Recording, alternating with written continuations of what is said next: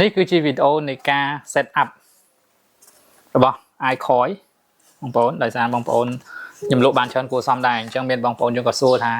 set up មិនណាអូខេហើយការ set up មាន2បងប្អូន set up តាមទូរស័ព្ទក៏បានបងប្អូន set up តាមកុំព្យូទ័របាទក៏បានបងប្អូនបន្ទាប់ពីយើងអានេះខ្សែ up link ចេញពីដុំមេណាយើងដោតចឹងមកដោតចូល port van នេះ port van ហើយដោតភ្លើងដោតអីមកតោះមកវាលូតភ្លើងអញ្ចឹងយើងទៅ reset វាចោលសិនដោយសារយើងអត់ដឹង password វាចូលទេអញ្ចឹងដើម្បី reset បានបងប្អូនមានតែបញ្ចូលមួយមកបញ្ចូលឬក៏អីក៏បានដែរចាក់ចំនេះប៊ូតុង reset ឃើញប៊ូតុង reset ចុចឲ្យជាប់មកចាំបន្តិចចុចឲ្យជាប់មកចាំមើលភ្លើងនៅវិញអូខេញ៉ាក់អញ្ចឹងមានន័យថាដាច់ហើយអញ្ចឹង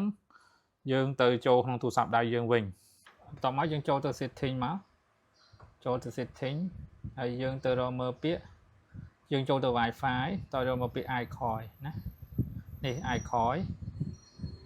នេះ iCoin អូខេវា connect auto ហើយវាអត់មាន password ទេតោះមកយើងចូលទៅ browser Safari ឬក៏ Google Chrome ហើយយើងវាយពាក្យ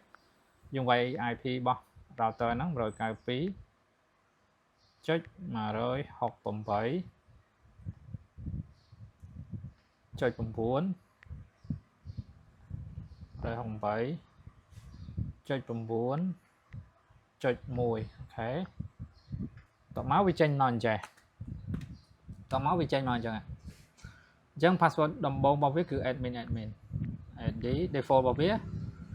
admin បងប្អូនវាយ admin មក MIN អូខេ log ចូលពងតោះមកវាឲ្យដូរ password ថ្មីអញ្ចឹងបងប្អូនដូរទៅបងប្អូនដាក់អីដាក់ទៅដាក់ password បងប្អូនទៅដាក់ password របស់ខ្ញុំអញ្ចឹង confirm password ដាក់ដូចគ្នាមកណាពេលហ្នឹង password បញ្ជាក់ខាងក្រោមគឺបញ្ជាក់របស់វាវាយដូចគ្នាតោះមកអូខេមកតោះមកវាលោតទាំងឲ្យយើងនិចតែយើងមិនដែរខ្ញុំយក exit ចោលបណ្ដោយទៅស្រួលប្រាំ exit អស់តោះបងប្អូនចូលទៅកន្លែងរូប network ទៅដាក់ឈ្មោះ Wi-Fi របស់យើងអញ្ចឹងយើងការងាររបស់យើងអត់មានទៅធ្វើអីទេយើងទៅដាក់តាឈ្មោះ Wi-Fi និង password មកចូលកន្លែងនៅរូបកុំព្យូទ័រនេះតោះមកឃើញពាក្យមាន Wi-Fi setting តោះមកបងប្អូនឃើញពាក្យ Wi-Fi name តោះមកបងប្អូនឃើញមាន 2.4 នេះឃើញ SID ហ្នឹងគឺឈ្មោះឲ្យ 2.4 ឃើញឈ្មោះវាអញ្ចឹងឈ្មោះហ្នឹងយើងដូរមកដូរដាក់ឈ្មោះឧទាហរណ៍ខ្ញុំដាក់ឈ្មោះខ្ញុំដាក់ឈ្មោះអង្គរ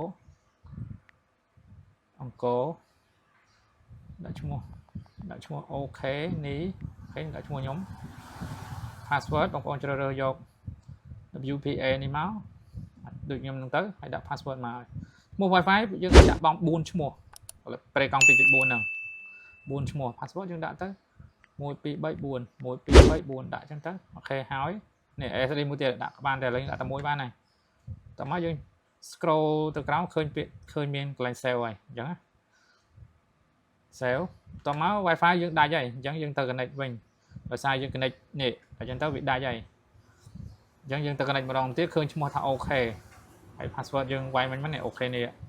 ដើម្បីភ្ជាប់វាម្ដងទៀតត្រូវហ៎1 2 3 4 1 2 3 4អូខេចូលហើយតើយើងចូលទៅ page មិញ Safari មិញហ្នឹងហើយ refresh វាមួយមកវិញមកអូខេវានៅដែរឃើញណាយើងទៅដាក់ប្រេកង់ 5G វិញឈ្មោះដូចគ្នាមកដាក់ឈ្មោះអូខេនេះអញ្ចឹងទៅគាត់ថាយើងបញ្ជាក់នេះវាជា 5G ណាគេដាក់ file អញ្ចឹងទៅ password យើងដាក់ដូចគ្នាមក password កន្លែងនេះយើងយកដូចខ្ញុំមកតមក password យើងដាក់ដូចគ្នាមកអូខេតមកយើងហើយយើង scroll ទៅក្រោមទាញទៅក្រោមទៅឃើញពាក្យ save ហើយប៉ុណ្ណឹងគឺចប់ហើយណាអញ្ចឹងនៅលើទូរស័ព្ទដៃគឺមានប៉ុណ្ណឹងអញ្ចឹងបងប្អូនទៅកន្លែង Wi-Fi setting ទូរស័ព្ទមួយដូចជា Android ឬក៏ iOS ចូលទៅ setting ហើយបិទបើក Wi-Fi មកឃើញឈ្មោះ Wi-Fi យើងនៅនេះអូខេនេះ 5G មកហើយណាបងប្អូននេះអូខេនេះ 5G អូខេអញ្ចឹងយើងដាក់មិញឈ្មោះធំ 2.41 ហើយនឹងអូខេនេះតែប៉ុណ្ណឹងគឺចប់ហើយណាលើទូរស័ព្ទដៃប៉ុណ្ណឹងយើងដោតខ្សែចូលក្នុង port van ទៅ internet ដែរអូខេឥឡូវខ្ញុំបង្ហាញលើកុំព្យូទ័រហ្មងគឺដូចគ្នាអានេះយើងភ្ជាប់នៅលើកុំព្យូទ័រណាបងប្អូនមានខ្សែ network ចេះមកដូចខ្ញុំចេះខ្សែចេះយើងដោតចូល port កុំព្យូទ័រយើងមួយទៅហើយម្ខាងទៀតយើងដោតចូល port 3នេះ port LAN ហ្នឹងដោតមួយណាក៏បានដែរណាដោតឬក៏យើងមិនធ្វើអញ្ចឹងយើងប្រើ connect Wi-Fi ដូចយើង connect ទូរស័ព្ទអញ្ចឹងក៏បានដែរតែយើងប្រើចេះក៏បានណាឥឡូវខ្ញុំសូមមិនបង្ហាញ connect Wi-Fi ទេខ្ញុំបិទ Wi-Fi ចោលហើយខ្ញុំបង្ហាញភ្ជាប់ខ្សែ network វិញដោយសារវាដូចតែគ្នាទេ Chạy bóng vốn này admin ấy khóc này chỉ mùi nâng tù sạp thế đôi kia còn là thang nhôm trong bằng hai tầm rống pi lừa công tơ của bạn lừa tù sạp này các bạn khởi nhá vào nè lấy chỗ đó nè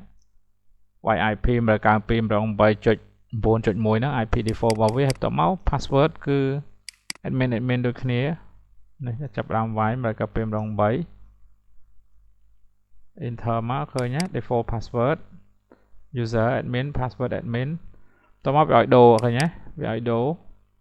រ password admin នឹងចេញអញ្ចឹងណាដើម្បីសុវត្ថិភាពអញ្ចឹងយើងដូរមកអត់កន្លែងហ្នឹងត្រូវតែដូរអត់អាច cancel ចោលបានទេមានលេខមានអក្សរអញ្ចឹងទៅតមកកន្លែងនេះខ្ញុំអត់យកនិចទេខ្ញុំខ្វែងចោលទៅ